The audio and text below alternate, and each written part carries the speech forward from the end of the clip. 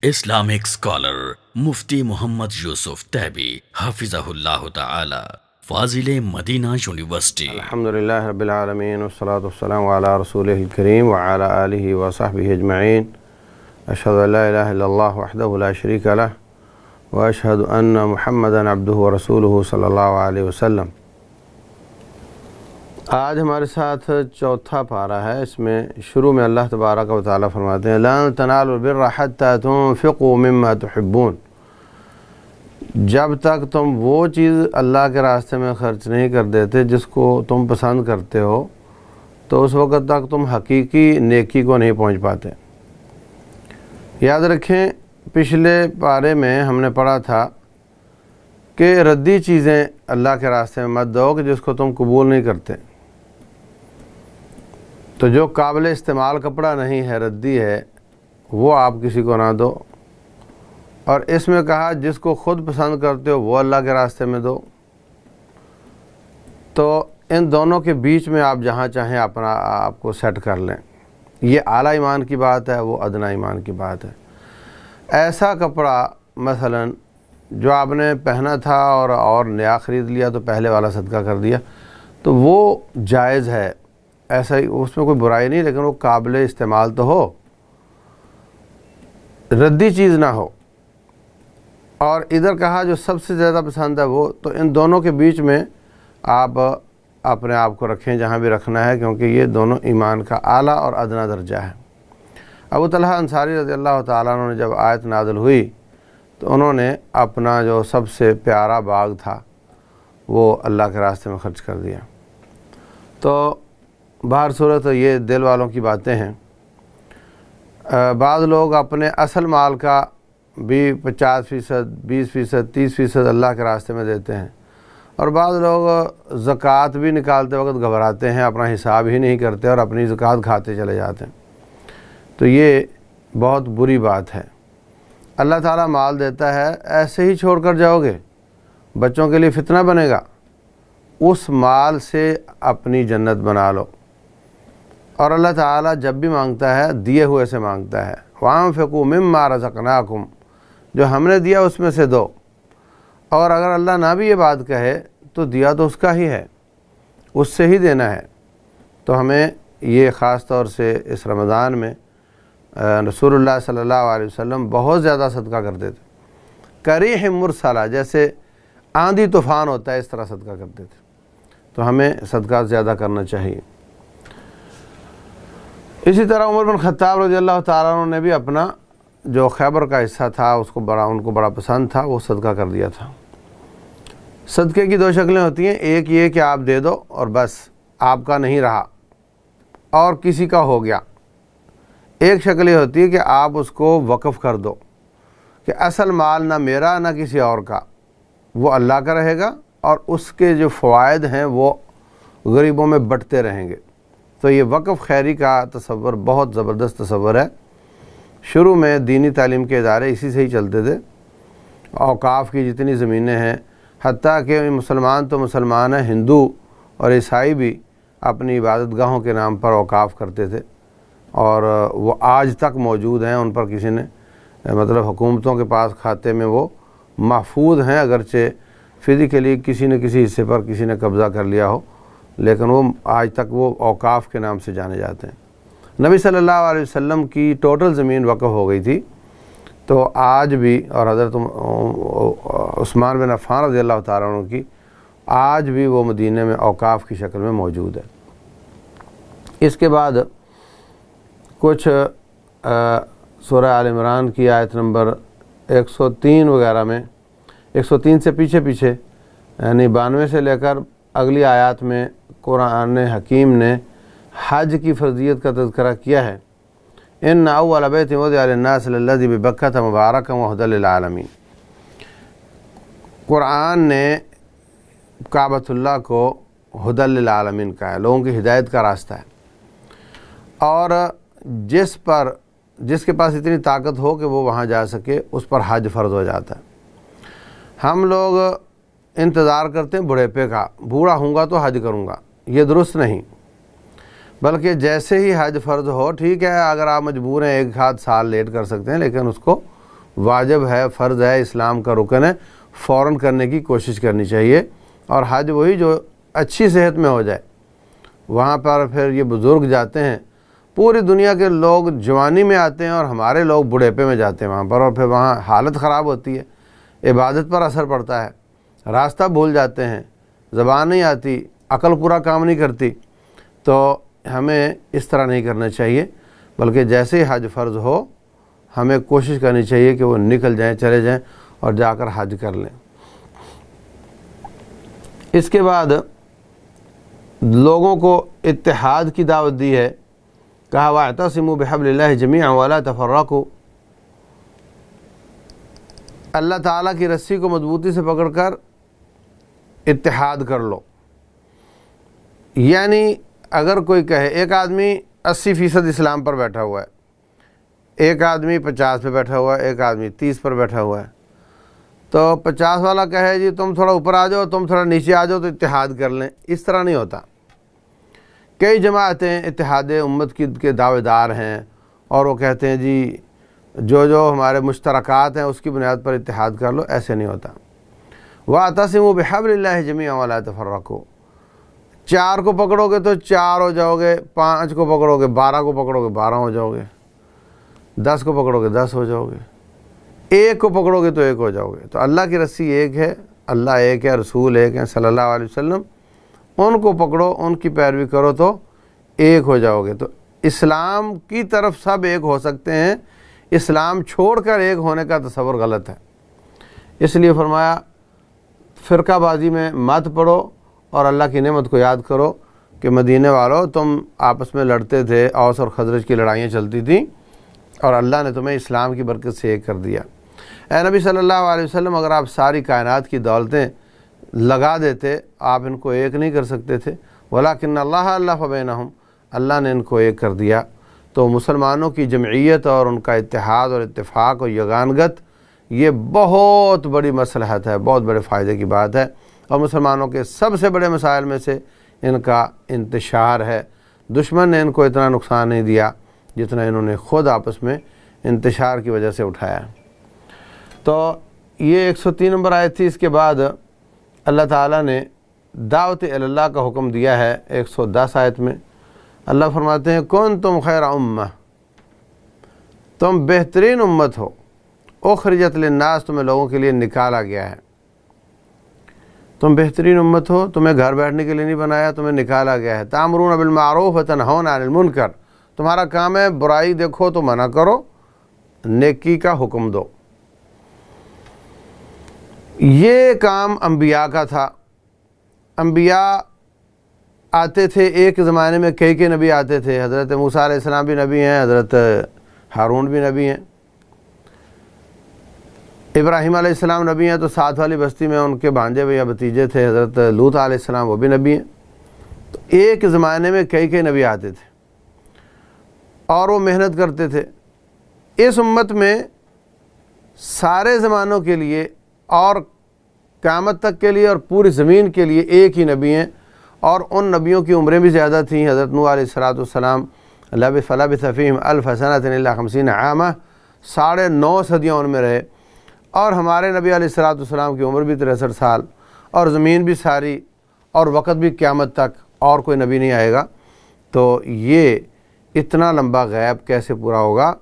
اس غیب کو پورا کرنے کے لیے اللہ فرماتے ہیں کنتم خیر امہ، تم بہترین امت ہو، تمہارا کام جو سابقہ انبیاء کرتے تھے وہ اس امت کے ہر فرد کا کام ہے، یہ صرف علماء کا کام نہیں ہے۔ آپ باپ ہیں، اپنے بچوں کو نیکی کا حکم دیں، نماز کا حکم دیں، وَأْمُرْ أَهْلَكَ بِالصَّلَاةِ وَاصْطَبِرْ عَلَيْهَا، اور بچیوں کو بے حیائی سے منع کریں، بچوں کو بے حیائی سے منع کریں۔ نیکی کا حکم دینا، برائی سے منع کرنا، بھانجے بھتیجے ہیں ان پر آپ کی آواز جاتی ہے وہاں منع۔ جو چیز آپ کے علم میں یقینی ہے کہ یہ اللہ کا حکم ہے، جیسے نماز پڑھنا سب کو معلوم ہے کہ یہ اللہ کا حکم ہے، اس کا حکم دو، اور کچی بات جس کا آپ کو یقین نہیں اور جس کے بارے میں آپ کو یہ نہیں کہ روایت صحیح ہے ضعیف ہے، اس کو نہ آگے پہنچاؤ، کچی بات آگے نہ پہنچاؤ، جو اتھینٹک ہو اس کو آگے پہنچاؤ، وہ نیٹ کے ذریعے ہو، وہ زبان کے ذریعے ہو، وہ لکھی ہوئی چیز کے ذریعے ہو، اس کو آگے پہنچاؤ، نیکی کا حکم دو، برائی سے منع کرو۔ रसूलुल्लाह सल्लल्लाहु अलैहि वसल्लम फरमाते हैं मर रआ मिनकुम मुनकरन फलयुग़य्यिरहु बियदिही, जो बुराई देखे हाथ से रोके, नहीं रोक सकता तो ज़बान से, नहीं तो कम अज़ कम उसमें शिरकत ना करे और दिल से उसको बुरा जाने। तो इन लेवल्स में से फरमाया ये ईमान का कम दर्जा है, तो हमें इसमें से कहीं ना कहीं खड़े होना चाहिए। इसके बाद ग़ज़वा बदर का तज़किरा है, वलक़द नसरकुमुल्लाहु बिबदरिन व अंतुम अज़िल्ला फत्तकुल्लाह लअल्लकुम तशकुरून। इसके बाद इसमें आयत नंबर 121 से 29 तक अल्लाह ताला ने ग़ज़वा बदर कुबरा का तज़किरा किया है। ये पहला बड़ा मार्का था जो मुसलमानों का और काफ़िरों के बीच में हुआ, और इसमें अल्लाह तबारक व तआला ने 5000 फरिश्ते भेजे। 313 तकरीबन मुसलमान थे, 1000 तकरीबन काफ़िर था, और मुकाबला बड़ा सख्त था। उन्होंने बहुत एहतमाम किया था कि हम जीतने के बाद वहाँ जश्न मनाएंगे। अल्लाह तबारक व तआला ने 70 पकड़वा दिए, 70 उनके कत्ल हो गए, और उसके बाद अल्लाह ताला ने उनकी कमर तोड़ दी, और जो पकड़े गए उनको फ़िदिया लेकर छोड़ा गया। तो ये बदर का वाक़या, इसमें अल्लाह फरमाते हैं बला इन तस्बिरु व तत्तकू, अगर डटे रहे, जमे रहे, अल्लाह से ताल्लुक़ तुम्हारा ठीक रहा, यमदिदकुम रब्बुकुम बिखमसति आलाफ़ि मिनल मलाइकति मुसव्विमीन, अल्लाह ताला निशानाबाज 5000 फरिश्ता भेजेगा। तो बदर कुबरा का वाक़या बयान करने के बाद फिर कुछ अल्लाह ताला ने मुत्तकीन की सिफ़ात बयान की हैं। अल्लज़ीना युनफ़िक़ूना फ़िस्सर्राइ वद्दर्राइ वल्काज़िमीनल ग़ैज़ वल्आफ़ीना अनिन्नास। अल्लाह के बंदे मुत्तकीन वो होते हैं जो हर हालत में खर्च करते हैं। गरीब है तब भी कुछ न कुछ खर्च कर रहा है, अमीर है तो ज़्यादा खर्च कर रहा है, और अगर किसी पर गुस्सा आ जाए तो गुस्से को पी जाता है और लोगों को मुआफ़ कर देता है। तो ये सिफ़ात मुत्तकीन की आज कल रमज़ान गुज़र रहा है, रमज़ान का नतीजा तक़वा है। या अय्युहल्लज़ीना आमनू कुतिबा अलैकुमुस्सियाम, आगे फरमाया लअल्लकुम तत्तक़ून। तो तक़वा आना ये कैसे नज़र आएगा कि तक़वा आया, इसकी सिफ़ात क्या हैं? तक़वा आया, इसकी सिफ़ात क्या हैं? सूरह बकरा के शुरू में फरमाया हुदल लिलमुत्तक़ीन अल्लज़ीना युमिनूना बिल-ग़ैब व युक़ीमूनस-सलाह, गैब पर ईमान लाते, नमाज़ कायम करते, और रिज़्क़ अल्लाह ने जो रिज़्क़ दिया खर्च करते हैं। इसी तरह मुत्तकीन की यहाँ सिफ़ात बयान हुई हैं, वो लोग जो हर हालत में अल्लाह के रास्ते में खर्च करते हैं और गुस्सा पी जाते हैं, लोगों को मुआफ़ करते हैं और लोगों के साथ एहसान करते हैं। तो ये सब सिफ़ात अगर हमें पैदा हों तो हमें समझ आएगी कि तक़वा आ गया है, और तक़वा आया तो समझ आएगी कि रमज़ान कबूल हुआ है। तो हमें इस बात का पर अपना मुहासबा करना चाहिए। इसके बाद आयत नंबर 150 से 171 तक ग़ज़वा उहद का तज़किरा है। सहाबा इकराम बड़े पर उम्मीद थे कि जब हम 313 थे तो हमने उनको बहुत इनका नुकसान किया था, तो उहद में तो हम ज़्यादा हैं, ये 1000 थे वो 3000 थे, तो यहाँ तो हम ज़्यादा हैं पहले की निस्बत और अपने घर के करीब हैं। अब हम बिल्कुल बेफिक्री है, हम इनको मारेंगे। रसूलुल्लाह सल्लल्लाहु अलैहि वसल्लम ने पहाड़ की गोलाई के हिसाब से, जो पहाड़ की ओट से आने वाला नज़र नहीं आता था, ये पहाड़ के दामन में थे, तो पहाड़ की ओट के पीछे से आने वाला नज़र नहीं आता, तो सामने एक चोटी बनती थी, उसको जबल रुमात कहते हैं।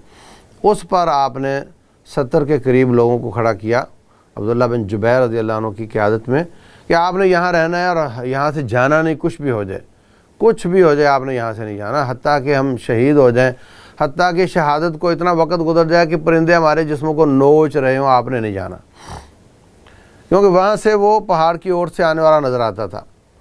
जब शुरू में अल्लाह ताला ने फ़तह अता कर दी तो साथी कहने लगे, देखो जी अब तो फ़तह हो गई है, आपने फरमाया था शिकस्त हो जाए तो नहीं आना, अब तो फ़तह हो गई है, अब हमें नीचे उतरना चाहिए। उनके अमीर उनको मना कर रहे हैं, तो कुछ उतर गए, कुछ बाकी रहे। तो खालिद बिन वलीद उस वक़्त काफ़िरों की तरफ से आए थे, तो वो घूम कर पहाड़ की ओर से आए और ये वहाँ थे नहीं, ये वक़्त पर बता नहीं सके। उसका नतीजा ये हुआ कि उन्होंने हमला किया। ये बिल्कुल अपनी सफ़ें तोड़ चुके थे, फ़तह हो चुकी थी, गनीमतें हासिल कर रहे थे, तो अचानक हमले की वजह से इनका बहुत नुकसान हुआ। 70 सहाबा इकराम शहीद हुए और नबी सल्लल्लाहु अलैहि वसल्लम का माथा मुबारक फूट गया, आपका दांत मुबारक टूट गया, बड़ा नुकसान हुआ।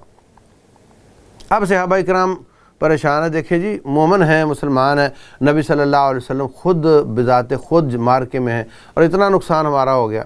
تو اللہ تبارک و تعالیٰ فرماتے ہیں یہ تمہاری وجہ سے ہی ہوا ہے, تم نے ان کی بات نہیں مانی تو اس کا خمیازہ ہے. تو اتنے پاک باز لوگ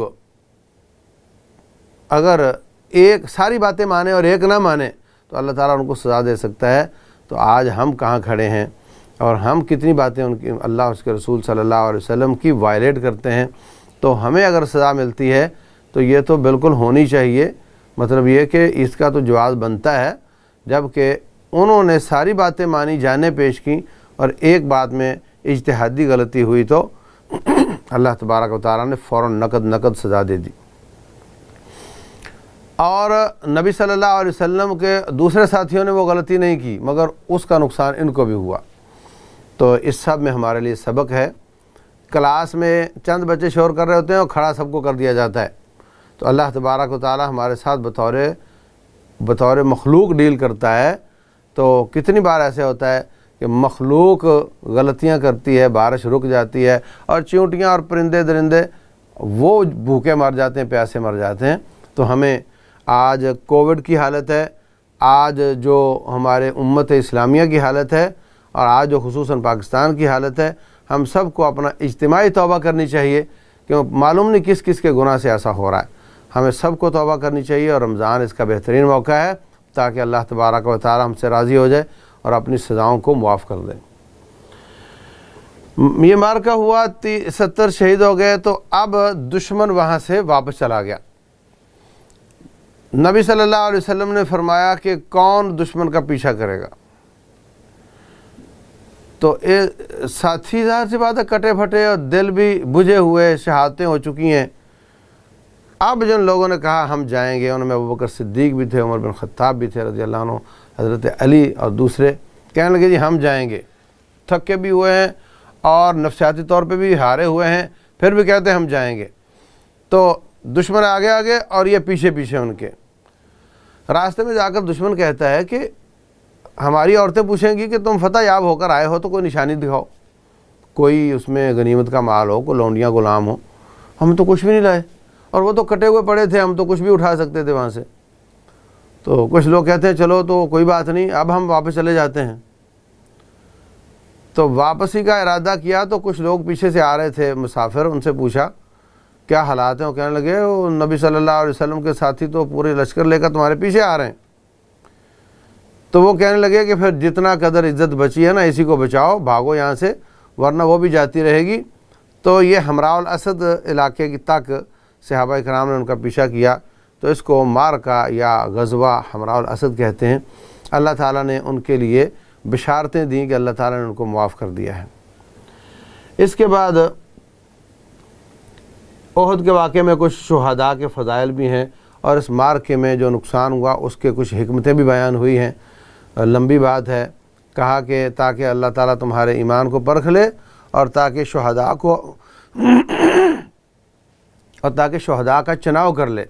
تو یہ سب حکمتیں ہیں اس میں, اور آپ لوگوں کی تربیت ہے کہ آئندہ نبی صلی اللہ علیہ وسلم کی ہر بات ماننی, اور خصوصاً جو مارکے کے دوران کی باتیں ہوتی ہیں وہاں غلطی کی کوئی گنجائش نہیں ہوتی. اس کے بعد کچھ یہ اس صورت کے آخری آیت میں اللہ تعالیٰ نے کامیابی کے لیے 4 اصول بیان کیے. یا ایھا الذین آمنوا اصبروا وصابروا ورابطوا واتقوا اللہ لعلکم تفلحون.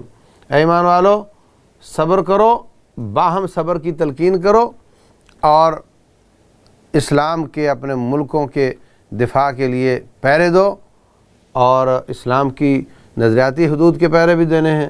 واتقوا اللہ, اللہ سے ڈرو تاکہ تم کامیاب ہو جاؤ. تو یہ 4 کام بتائے. صبر کرو, ایک دوسرے کو تلقین کرو اور پہرہ داری کرو اور اللہ کا تقوی اختیار کرو تو تم کامیاب ہو جاؤ گے. تو یہ کامیابی کا پورا منشور ہے. اس کے بعد سورہ نساء ہے. نساء کا معنی ہوتا ہے عورتیں. تو اس میں عورتوں کے مسائل بہت زیادہ بیان ہوئے ہیں, اس لیے اس کا نام سورہ نساء ہے. ابتدا میں اللہ تبارک و تعالیٰ نے انسان کی تخلیق ایک جان سے ہوئی, اسی سے ان کی بیوی پیدا ہوئی حضرت حوا, اور اس کے بعد اللہ نے بہت زیادہ انسانوں کو پھیلا دیا. شروع میں اللہ تبارک و تعالیٰ نے فرمایا کہ جو والد فوت ہو جاتا ہے اس کی اولاد ہے تو اس کی اولاد کے ساتھ آپ نے کیا سلوک کرنا ہے، یتیموں کے ساتھ. تو یتیموں کا مال ہے اور یتیم لڑکیاں ہیں، ان دونوں کے ساتھ کیا سلوک کرنا ہے. تو کہا کہ یتیم لڑکی کو بھی اتنا ہی مہر دو جتنا تم کسی غیر یتیم کو اگر شادی کرتے تو دیتے. اس وجہ سے اس کا استحصال نہ کرو کہ اس کا باپ زندہ نہیں اس لیے اس کو اونے پونے میں لے جاؤ. اور اگر تم سمجھتے ہو کہ میں یتیم لڑکی سے شادی کروں گا تو میں اس کا پورا احساس نہیں کر پاؤں گا، اس کو پورا مہر نہیں دے پاؤں گا، تو پھر فَانكِحُوا مَا طَابَ لَكُم مِّنَ النِّسَاءِ مَثْنَىٰ وَثُلَاثَ وَرُبَاعَ. اس کے علاوہ 2 3 4 شادیاں کر لو، مگر یتیم سے نہ کرو. اگر تم اس کو ڈیگریڈ کرو گے اور اس کو باپ کے فوت ہونے کی وجہ سے اس کے ساتھ دوہرا رویہ اختیار کرو گے تو پھر یتیم کو چھوڑ کر اوروں سے شادی کر لو. 2 کر لو، 3 کر لو، 4 کر لو.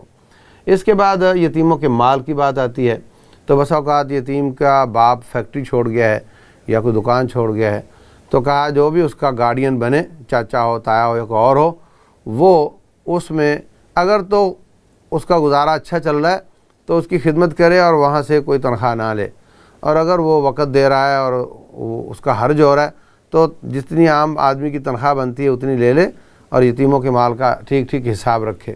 اور جب بچے بڑے ہو کر کاروبار سنبھالنے کے بالغ بھی ہو جائیں اور کاروبار سنبھالنے کے قابل بھی ہو جائیں پھر ان کو ان کا مال دو، اس سے پہلے نہ دو. اور ان کی جوانی سے پہلے جلدی ہڑپ نہ کرو کہ جناب بڑے ہو گئے تو آ کر مانگیں گے، بلکہ وہ لوگ جو یتیموں کا مال کھاتے ہیں وہ اپنے پیٹ میں جہنم بھر رہے ہیں. اس کے بعد کچھ میراث کے قواعد بیان ہوئے ہیں. 3 آیات میں اللہ تبارک و تعالیٰ نے ساری وراثت کے قاعدے بیان کر دیے ہیں کہ کس کو کتنا ملے گا. یہ لمبی بات ہے لیکن یہ آیت نمبر 7 سے 14 تک جو وراثت کے باقی مسائل ہیں یہ بیان ہوئے ہیں. اور اس کے بعد اللہ تعالیٰ نے اس پارے کی آخری آیت میں وہ رشتے بیان کیے ہیں جو ہمیشہ کے لیے حرام ہیں، جیسے بیٹی ہے، بیٹی، ماں، بہن اور رضائی بیٹی، رضائی بہن، رضائی ماں، اور اس کے بعد خالائیں، پھوپھیاں، یہ سارے رشتے ہمیشہ کے لیے. اسی طرح آپ کی بیوی کی دوسرے شوہر کی طرف سے جو بیٹی ہے وہ آپ پر ہمیشہ کے لیے حرام ہے. اسی طرح ساس اور سسر یہ ہمیشہ کے لیے حرام ہو جاتے ہیں، ہمیشہ کے لیے. جو رشتے ہمیشہ کے لیے حرام ہو جاتے ہیں، جن کے ساتھ کبھی بھی شادی نہیں ہو سکتی، ان سے پردہ کرنا نہیں ہے. ان سے آپ چہرے کا پردہ اتار سکتے ہیں. اور وہ رشتے جن سے اب تو شادی نہیں ہو سکتی تب ہو سکتی ہے تو ان سے آپ کو پردہ کرنا ہے کیونکہ ان سے شادی ہو سکتی ہے. جیسے سالی ہے، اب شادی نہیں ہو سکتی جب تک آپ کی بیوی آپ کے پاس ہے. آپ کی بیوی فوت ہو جائے تو سالی سے شادی ہو سکتی ہے. تو بالکل اسی طرح دیور ہے، بھابھی دیور، جب تک شوہر زندہ ہے آپ کی شادی دیور سے نہیں ہو سکتی، شوہر نہ ہو تو دیور سے شادی ہو سکتی ہے. تو وہ رشتے جن سے اب نہیں تو تب شادی ہو سکتی ہے، ان سے پردہ کرنا ہے. دلیل اس کی 2 دلیلیں دوں گا. نمبر 1، اگر وقتی طور پہ شادی نہیں ہو سکتی تو پردہ اتارنا ہے تو پھر جس کی 4 شادیاں پوری ہو جائیں اس سے تو سب عورتوں کو اتار دینا چاہیے، کیونکہ اب اس کے ساتھ وقتی طور پر کسی کی شادی نہیں ہو سکتی. تو یہ بالکل کوئی بھی نہیں مانتا اس کو جائز ہے. نمبر 2، وہ عورت جس کی شادی ہو چکی ہے اب اس شوہر کے ہوتے ہوئے اب کوئی اور شادی نہیں کر سکتا وقتی طور پر، تو پھر شادی شدہ کو کسی سے بھی پردہ نہیں کرنا چاہیے، اس لیے کہ اس شوہر کے ہوتے ہوئے میں اب کسی اور سے شادی نہیں کر سکتی. تو ثابت ہوا کہ جن سے وقتی طور پر شادی ممکن نہیں ان سے پردہ کرنا ہے، اور جن سے مستقل طور پر شادی نہیں ہے ان سے پردہ نہیں کرنا ہے. اگلی آیت جو 5ویں پارے کی ہے اس میں جو اہل کتاب کی عورتیں ہیں ان سے شادی کرنے کا تذکرہ کیا، اور انشاءاللہ اگلے سبق میں بیان کریں گے. اللہ تبارک و تعالی عمل کی توفیق دے. واللہ اعلم، وصلی اللہ وسلم وبارک علی نبینا محمد.